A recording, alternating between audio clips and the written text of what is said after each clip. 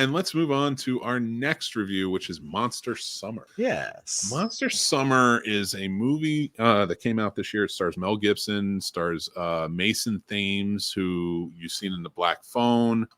He's just an Incoming, which is a new Netflix film that came out, coming of age film. And he's in this movie. He plays a young upstart 8th grader wanting to be a journalist because his dad was a journalist, and takes place in like the 90s. So there's no like cell phones or anything. So it's like a cool nostalgic vibe to it, I thought. Mm-hmm. Mel Gibson plays a former cop who is just kind of living his life, doing his thing. And this kid stumbles upon what might be a monster in his hometown, or possibly a witch, taking the kids and changing them. And it becomes this mystery that he teams up with Mel Gibson's character. I had such a fun time with this movie. This fits the theme of my fun guy summer movies. It had the right amount. It took the horror seriously. The witch, it was cool, and how it played out. Mel Gibson, say what you will. I mean, listen, whatever the guy's thoughts were when he was drunk, stuff like that. I've always maintained I've been a fan of Mel Gibson as a filmmaker. And honestly, as a guy, in the sense that out of all like the celebrities I see who are doing this, that, and the other thing, every time this dude screwed up, at least I can respect the fact that he came out and was like, yeah, I'm an asshole. I was drunk. I got a problem. But I said what I said, and I screwed up, and I need to make up for that. Right. I mean, if somebody holds himself accountable, I don't hate you for it. So, and holds himself accountable and tries to change it. So I've never been on let's ban Mel Gibson bandwagon. I love when he makes movies. I think he makes great movies. And when he acts in them, he was in a movie called The Boneyard this year, which I also reviewed. That was horrible.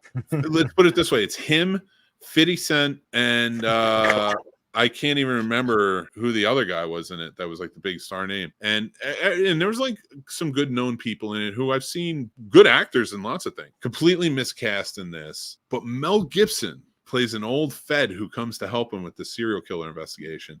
And that dude, this is how good of an actor he is. You can take a terrible movie and give him a role in it and say, this is your role. And that dude is not only going to act in the role, say your lines, but he probably rewrites his character to be more interesting, because he is a side character in The Boneyard. And this movie benefits from all of his acting in it. He delivers great performance, great narration, the whole nine. So to say with Monster Summer, which is a movie that I'm a little bit better acting, better actors in it, better storyline, things like that. He gets a monologue in this movie about his son and like what happened to his son in it. And I'm not going to ruin that either, but like I was like, if the Academy Awards was actually trying to reward acting and monologues, they would give him one for this. Right. In a movie called Monster Summer.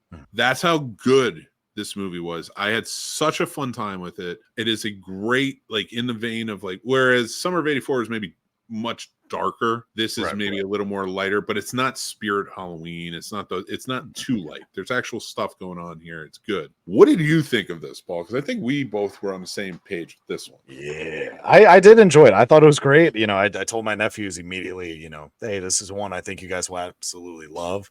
This kind of reminded me of Monster House to an extent. I get that's, you know, it's not a live action, but it had kind of that feel. Like you said, it took the horror serious, gave you that feel good nostalgia of like your friend group and stuff, trying to figure out a mystery. I was intrigued. I couldn't, you know, turn away from it. You know, I haven't paused it for a second to, you know, go do anything. So it's a good one. I say if you got a family and maybe, you know, if Hocus Pocus is about your range right now, I think this is a safe one to watch with your kids over Halloween. It's not too much and it's enough that you'll enjoy it as an adult with your child.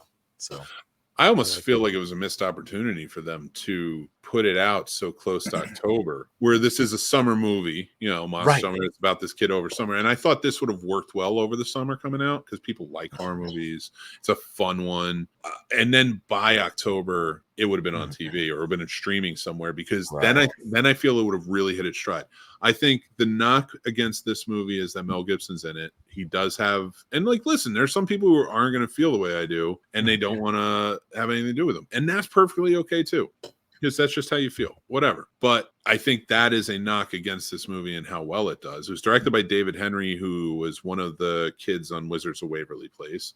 This is his directorial debut. He's a young guy too, so like it was cool to see him kind of get in and do a good movie like this. I think he worked well with the kid actors. The kid actors felt very natural, and he was a pretty good kid actor. I remember watching a show with my nieces when it was on, and he was pretty good on it. And I think he's going to star in a new one. So at least he's still been in the business. He's been behind the camera for a little bit on TV, I think, and now like he's taken on a movie.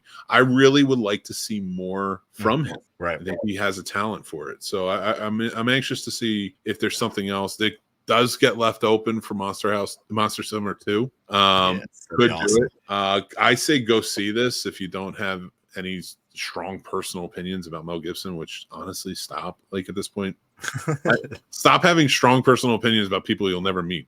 Like that's fair. Right. If you are interested in something like this, have fun with it. But that's our review. Our ratings for this, I gave it a 3.5 out of 5, and Paul gave it a 3 out of 5.